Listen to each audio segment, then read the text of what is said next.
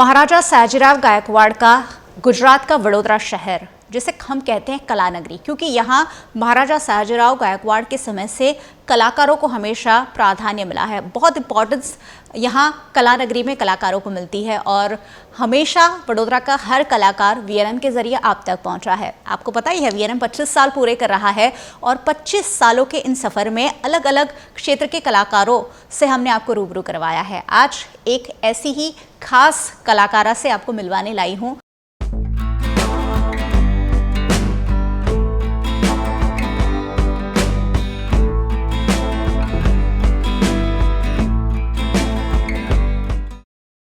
नमस्कार, मैं हूं मयूरिका और आप देख रहे हैं वीएनएम टीवी। कौन है ये कलाकारा और क्या करती हैं, ये मैं ज़रूर आपको धीरे धीरे बताऊंगी। लेकिन कोरोना काल में बहुत कुछ हमने गंवाया है, लेकिन बहुत सारे लोगों ने कोरोना काल में कुछ ना कुछ गेन भी किया है। खासकर वो जो सारे सपने, वो जो सारे शौक जो हम व्यस्तता के चलते पूरे नहीं कर पाते हैं, वो कोरोना काल में बहुत सारे लोगों ने पूरे किए हैं और उन्हीं में से एक है वडोदरा की कांता वार्डे। तो आपको जानकर बहुत ज़्यादा ताज्जुब होगा कि कांता जी ने कोई भी प्रोफेशनल ट्रेनिंग नहीं ली है और उसके बाद भी वो बहुत खूबसूरत पेंटिंग्स बनाती हैं। उन्होंने बहुत अच्छे फ्रेमवर्क बनाए हैं, बॉटल्स बहुत सुंदर बनाए हैं। सबसे पहले उसकी एक झलक आपको दिखा दूं और उसके बाद कांता जी से भी थोड़ी सी बातचीत होगी कि आखिरकार ये जो आर्ट है उन्होंने छुपा कर कहाँ रखा था।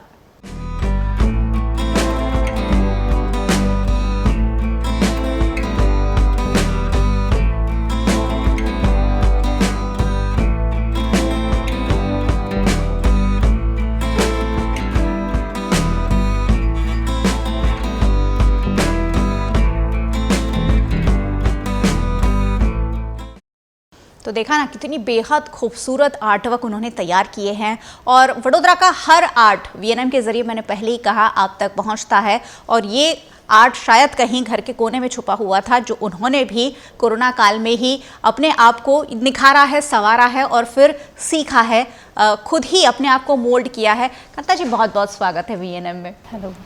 ये बहुत ही खूबसूरत आर्ट है। मतलब मैं बहुत लोगों से मिलती हूँ, देखती रहती हूँ ये सारी चीज़ें, लेकिन पर्सनली आपने जो किया है वंडरफुल। कहाँ से इस जर्नी की शुरुआत हुई? Thank you so much to VNM channel and you also.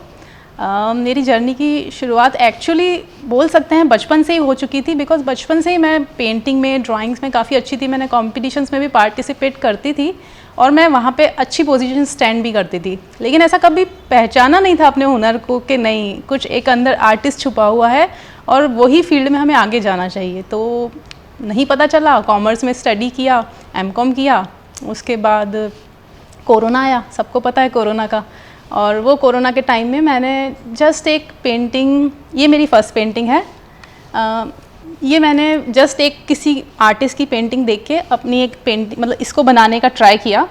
और बनाने के बाद मैं खुद बहुत अमेज थी कि ये पेंटिंग बहुत अच्छी बनी थी, बिकॉज ये फर्स्ट अटैम्प्ट था। वैसे ये इतनी अच्छी नहीं है, लेकिन एज अ फर्स्ट अटैम्प्ट मुझे बहुत अच्छी लगी। तब मुझे रियलाइज़ हुआ कि नहीं, जो मैंने अपने आर्ट को, टैलेंट को पीछे छुपा के रखा था, दबा के रखा था, उसे मुझे अब निखारने का सही वक्त आ चुका है। और मैंने उसी फील्ड में फिर बहुत कुछ किया और बहुत कुछ करती गई। आप सोचिए, अगर पहली पिक्चर इतनी खूबसूरत बन जाए तो फिर किसी के भी मन में ये अरमान तो ज़रूर जागेगा कि चलिए कुछ और करते हैं, चलिए कुछ और सीखते हैं। क्योंकि आर्ट जो है वो आपको बहुत खुशी देता है। जब आप बहुत अच्छा कुछ कर लेते हैं तो ये आपको, आपकी सोल को हैप्पीनेस देता है। और वही कांता जी कर रही हैं कि अपनी खुशी को पिक्चर्स में ढूंढ रही हैं, क्योंकि आर्ट जो होता है वो हमेशा खुशियाँ देता है। तो अब आगे का सवाल यही बनता है कि ये सीखा कैसे? अब पहली पिक्चर तो बन गई, फिर उसके आगे की जर्नी, क्योंकि एक बार हम चीज़ें कर लेते हैं लेकिन उसे कंटिन्यू करना हमारे लिए थोड़ा सा कभी मुश्किल हो जाता है। तो कांता जी बताइए कि आगे की जो जर्नी थी, कोरोना में तो चलो कर लिया, फिर कोरोना चला गया, उसके बाद फिर इसे कैसे आपने एनहेंस किया? इसे मैंने अपनी लाइफ का एक पार्ट बना लिया और मैंने अपने डेली स्केड्यूल में फ़िक्स कर दिया कि मुझे 2 से 3 आवर्स अपने आर्ट को, अपने पेंटिंग को करना है, बिकॉज मुझे इसे एनहेंस करना है।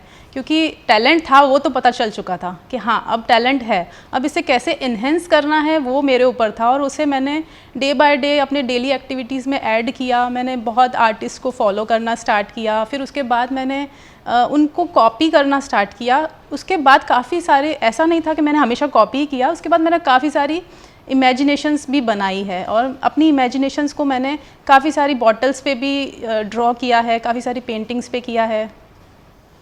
शौक जब हुनर आर्ट में तब्दील होता है तो वो इतने ही खूबसूरत तरीके से सामने आता है। कांता जी का भी कुछ ऐसा ही है कि उन्होंने अपने शौक को, अपनी कला को, उनके अंदर जो कला छुपी हुई थी उसे उजागर की और इस कदर उजागर की कि अब उसे उन्होंने डेली रूटीन बना लिया है। बहुत खूबसूरत पिक्चर्स बनाए हैं, एक के बाद एक आर्ट वर्क मैं आपको दिखाऊंगी। आपके दिल के करीब कौन सा है या जो बनाने में आपको बहुत मज़ा आया हो या बहुत चैलेंजिंग रहा हो कुछ? मुझे बनाने में सबसे ज़्यादा मज़ा विराट कोहली को आया था। अच्छा। बिकॉज़ ये मुझे बहुत पसंद है और बहुत नीट बना था और मुझे इसे देख के बहुत अच्छा लगता है कि ये मैंने बनाया है। कहानी बताइए, कहाँ से आपने देखा और फिर कहाँ से इंस्पिरेशन ली, क्योंकि ये शेड्स वाला पूरा पिक्चर दिख रहा है। इसे पैप आर्ट बोलते हैं और ये मतलब इंडोनेशिया का एक आर्ट है जहाँ पे सिर्फ इंडोनेशिया में ही ये लोग बनाया जाता था पहले, लेकिन अभी वर्ल्ड वाइड ये आर्ट फेमस होने लगा है। मुझे वैसे भी एब्स्ट्रैक्ट थोड़ा ज़्यादा फॉर्म पसंद है, मतलब कलर्स, और मैं स्केच वगैरह बहुत कम करती हूँ, बोल सकते हैं कि नहीं करती हूँ। मुझे सिर्फ ब्लैक एंड वाइट वो सब नहीं पसंद है, मुझे बहुत कलर्स पसंद है। और ये पैप आर्ट थोड़ा ऐसी फॉर्म में होता है कि इसमें बहुत सारे कलर्स होते हैं और इसका एक ये वो होता है कि इसमें कभी भी कोई चीज़ राउंड नहीं होती। आप देखेंगे इसमें हर चीज़ स्ट्रेट है, लाइन्स है, रेक्टेंगल्स है, ट्रायंगल्स है, तो सारे जो भी फॉर्म्स हैं वो इसमें लाइन से बनती है ये चीज़। तो मुझे ये चीज़ बहुत पसंद है और बहुत कम आर्टिस्ट ये फॉर्म बनाते हैं, तो इसलिए मुझे ये बहुत पसंद है। तो ये सीखने की आपने कहीं से प्रेरणा ली कि कहाँ से मैं सीखूं इसे, या यूट्यूब इस्तेमाल किया या किसी से एडवाइस लिए? कभी कभी मैंने यूट्यूब का भी यूज़ किया, बिकॉज़ ऐसा नहीं है कि हाँ बिल्कुल ही हम हर चीज़ अपने आप ही बना सकते हैं। इनिशियली तो हमें कहीं ना कहीं से कोई ना कोई चीज़ चाहिए जो आपको बूम करे, जो आपको आगे बढ़ने के लिए हेल्प करे। तो यूट्यूब ऑब्वियसली यस था और इंस्टाग्राम भी था। एक ये पिक्चर भी मुझे बहुत अट्रैक्ट कर रहा है, इसकी कहानी क्या है? ये मैंने गणेश चतुर्थी जब होती है ना, वो टाइम में बनाया था। उस टाइम मैंने ऐसा सोचा था कि मैं जो गणपति के जो जितने 11 दिन होते हैं ना, वो 11 दिन मैं रोज़ नई पेंटिंग बनाऊंगी। और मैंने 6 डेज़ तक वो पेंटिंग्स बना भी ली थी, डेली मैं नई पेंटिंग बनाती थी। और ये मेरी फर्स्ट पेंटिंग है जो मैंने गणपति के फर्स्ट डे पे बनाई थी और ये बहुत अच्छी बनी थी। और ये पेंटिंग मेरी एक बुक में भी पब्लिश हुई है। बहुत ही खूबसूरत है। कुछ और पिक्चर्स के बारे में मुझे बताइए। These all are also pop art. मुझे सेलिब्रिटीज़ को ड्रॉ करना बहुत पसंद है और जो मेरे फेवरेट सेलिब्रिटीज़ होते हैं मैं ट्राई करती हूँ कि मैं उनको ड्रॉ करूँ और उन्हें मैं टैग भी करती हूँ। बिल्कुल भी ऐसा नहीं लग रहा है कि कोई ऐसा आर्टिस्ट जो प्रोफेशनल नहीं है उन्होंने ये बनाया है। आर्ट कभी भी किसी चीज़ का मोहताज नहीं होता, ये हमेशा हम कहते हैं। कला जो होती है अंदर छिपी होती है और इन्होंने इस कला को बहुत खूबसूरती से उभारा है। कांता जी, आप पैप आर्ट करती हैं, उसके अलावा क्या क्या बनाती हैं? मैं एक्रेलिक पेंटिंग से पेंट करती हूँ, वाटर कलर से करती हूँ, गॉश पेंट से करती हूँ। यूजुअली गॉश पेंट से मैं सीनरिक और जो लैंडस्केप पेंटिंग्स होती है वो करती हूँ। ये भी पैप आर्ट भी मैं दोनों फॉर्म से करती हूँ, मैं गॉश से भी करती हूँ और एक्रेलिक पेंट से भी करती हूँ। और उन्होंने बहुत सुंदर कुछ बॉटल्स भी बनाएंगे, उस पर कौन सा आर्ट फॉर्म बनाया है वो भी हम ज़रूर सुनना और देखना चाहेंगे। बहुत खूबसूरत बॉटल्स आपने तैयार किए हैं, इनके बारे में कुछ बताइए।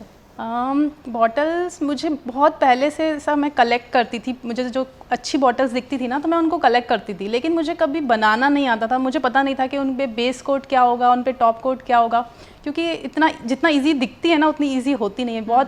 बहुत पेशेंस से करना पड़ता है इनको। तो फिर एक दिन मैंने जस्ट ऐसे ही ट्राई किया और मैंने बना दिया, तो मुझे पता चला कि अब इसमें ये चीज़ें करनी होती है। तो बॉटल पेंट करने के लिए हमें सबसे पहले चॉक पेंट से हमें बेस कोट करना पड़ता है और उसे ड्राई करके उसके बाद हम उसे एक्रेलिक का कोट देते हैं। और उसके बाद हमें जो भी हमारी इमेजिनेशन है, हमें उस पर पेंट करना है या हमें उस पर कुछ स्टिकर चिपकाना है या कुछ भी, जैसे आपको जो भी करना है वो आप उसके बाद कर सकते हैं उसके ऊपर। और उसके बाद उस पर लास्ट में हमें स्प्रे करना होता है, बिकॉज जो पेंट होता है वो कभी ख़राब ना हो फ्यूचर में। ये भी कहीं से आप इंस्पिरेशन लेते होंगे? नहीं, बॉटल्स मैं खुद से बनाती हूँ। खुद से बनाते हैं। और कितना टाइम लग जाता है ये बॉटल्स बनाने में? बॉटल बनाने में बहुत ज़्यादा टाइम नहीं लगता है। अगर आपका माइंड सेट है, आपको पता है कि आपको क्या चीज़ बनानी है, तो 2 से 3 आवर्स, इससे ज़्यादा नहीं लगता है।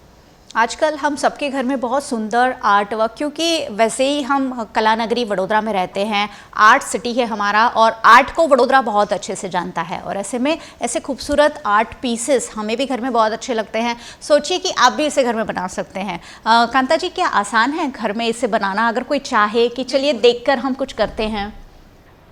बिल्कुल, अगर कोई किसी में कोई भी चीज़ काम करने की चाह है तो वो हर इंसान कोई भी काम कर सकता है और बहुत आसानी से कर सकता है। बस थोड़ी सी लगन और थोड़ी सी मेहनत की ज़रूरत है। थोड़ी सी लगन और थोड़ी सी मेहनत, और ये मेहनत आपको इंटरनेशनल लेवल पर भी नाम कमा कर दे सकती है। हाल ही में दुबई में कांता जी का उन्हें खास अवार्ड मिला है, उनका सम्मान हुआ है। कांता जी, उसके बारे में बताइए, दुबई में जो आपको अवार्ड मिला है। दुबई में जो मुझे अवार्ड मिला वो ग्लोबल एम्पायर इवेंट्स द्वारा वो प्रोग्राम था, और वुमेन लीडर फोरम में मुझे बेस्ट आर्टिस्ट का एक अवार्ड मिला है, जिसमें मेरी पूरी not as a particular painting, पूरा एज मेरी प्रोफाइल और मेरा पूरा आर्ट वर्क को देख के उन्होंने मुझे चूज़ किया था इस चीज़ के लिए। वडोदरा में वीएनएम के ज़रिए आप देखते हैं कि हर सप्ताह, हर महीने, हर साल यहाँ तरह तरह के एग्जीबिशंस लगते ही रहते हैं। कांता जी, क्या आप भी कभी एग्जीबिशन में पार्ट किया, या आपने अपने आर्ट वर्क को एग्जीबिशन में रखा, ऐसा कुछ? जी बिल्कुल, मैंने अभी कुछ महीने पहले ही एक एग्जीबिशन था बड़ौदा में, और मैंने उसमें पार्ट किया था। वो 1 डे का एग्जीबिशन था, लेकिन मुझे उम्मीद नहीं थी कि मुझे इतना अच्छा रिस्पांस मिलेगा। बहुत अच्छा गया, बहुत अच्छे, मतलब लोगों ने मुझे इंक्वायरी किया, इवन बड़े बड़े आर्किटेक्ट, डिज़ाइनर्स ने मुझे अप्रोच किया, तो मुझे बहुत खुशी हुई, और मैं तो उस चीज़ से मुझे आगे बढ़ने की काफ़ी इंस्पिरेशन मिली। कांता जी से अब अगला सवाल मैं यही पूछना चाहूँगी कि काफ़ी कुछ तो अचीव कर लिया है, लेकिन अपने आप को कहाँ देखना चाहते हैं? क्या और आगे बढ़ना चाहते हैं? क्या और करना चाहते हैं आप आगे? ये जस्ट एक शुरुआत थी, मुझे बहुत काफ़ी आगे जाना है। मेरी एक इच्छा है कि एक इटली के एक आर्टिस्ट हैं फैबिनो मिलानी करके, मैं बहुत इंस्पायर्ड होती हूँ उनके आर्ट वर्क से, और मेरी एक ड्रीम है कि मैं उनके वर्कशॉप में जाऊँ और उनसे मुझे आर्ट सीखने का मौका मिले। अब अगला सवाल मेरे मन में ये आ रहा है कि जो लोग अपने सपनों को कहीं ना कहीं पीछे छुपा के रख लेते हैं, खासकर फीमेल्स, जब शादी हो जाती है, बच्चे में, फैमिली में, इतने उलझ के रह जाते हैं कि अपने सपनों को पीछे छोड़ देते हैं। एक वक्त आता है जहां आपको ये मौका मिलता है कि चलिए अब जिम्मेदारियां थोड़ी सी हल्की हुई है, हम आगे बढ़ सकते हैं, तब उन महिलाओं के लिए क्या मैसेज देंगी? कांता जी, बहुत सारे लोग ऐसे होते हैं जिनके पास बहुत कुछ करने की क्षमता होती है, लेकिन वो नहीं कर पाते हैं, जिम्मेदारियों में बढ़ जाते हैं एंड ऑल। ऐसी कुछ फीमेल्स जो घर में रहती हैं, उनको क्या मैसेज जाएगा आपका? मैं सभी को ये मैसेज देना चाहूँगी कि हम हर किसी इंसान के अंदर कुछ ना कुछ टैलेंट छुपा होता है, तो अपने टैलेंट को पहचानो और उस पर वर्क करो। आप अगर सीरियसली अगर आप किसी चीज़ पे सच्चे दिल से आप चाहते हैं कि हाँ मुझे ये चीज़ करनी है, तो आपको कोई नहीं रोक सकता है। बाकी सब एक्सक्यूज़ होते हैं कि नहीं मुझे टाइम नहीं मिल रहा है, और ये सब चीज़ें फालतू होती है। तो अगर आप में टैलेंट है तो प्लीज़ आप रुकिए मत और कुछ ना कुछ करिए। जो भी हुनर है, जो भी शौक़ है, जो भी आप करना चाहते हैं, चाहे वो पेंटिंग हो, चाहे वो गार्डनिंग हो, चाहे वो डांसिंग हो, जो बचपन में, जब स्कूल में थे, कॉलेज में थे, आप करना चाहते थे, उसे हमेशा कंटिन्यू करिए, बहुत मज़ा आएगा ज़िंदगी जीने का। कांता जी जैसे लोग जो होते हैं, कहीं ना कहीं इंस्पिरेशन होते हैं हर उस एक फ़ीमेल के लिए जो अपने आर्ट को नहीं पहचान पाते हैं। अगर आप में कहीं भी छोटा सा भी कोई बीज ऐसा है जो पौधे के रूप में पनप सकता है, ज़रूर उसे एनहेंस कीजिए। और कांता जी की बहुत खूबसूरत तस्वीरों के साथ फिर एक बार आपको छोड़े जा रही हूँ, क्योंकि ये वाकई में दिल खुश करने वाली है।